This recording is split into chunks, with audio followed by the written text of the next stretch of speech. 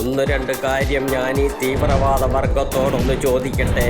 RSSും BJP ആണോ ലോകത്ത് മൊത്തം ചാവേറുകളായി പൊട്ടിത്തെറിച്ച് സ്വയം ചത്തൊടുങ്ങുന്നതും നിരപരാധികളെ കൊല്ലുന്നതും? RSSും BJP ആണോ ലോകം മുഴുവനും പാവപ്പെട്ട മനുഷ്യരുടെ കഴുത്തറുത്ത് കൊല്ലുന്നത്? RSSകാരും BJP ആണോ ഇസ്രയേലിൻ്റെ മണ്ണിൽ കയറി ഗർഭിണികൾ പിഞ്ചു കുഞ്ഞുങ്ങളെ സഹിതം നരനായാട്ട് നടത്തിയത്?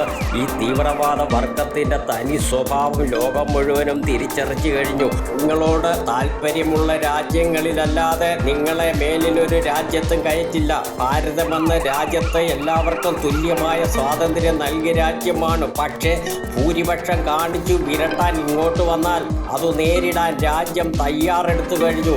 ഇനി ഈ മണ്ണിൽ മര്യാദയ്ക്ക് ജീവിക്കണോ വേണ്ടയോ എന്ന് തീരുമാനിക്കേണ്ടത് ആരാണ് എന്ന് ഞാൻ പറയുന്നില്ല. കളിച്ചാൽ കളി പഠിപ്പിക്കുക തന്നെ ചെയ്യും.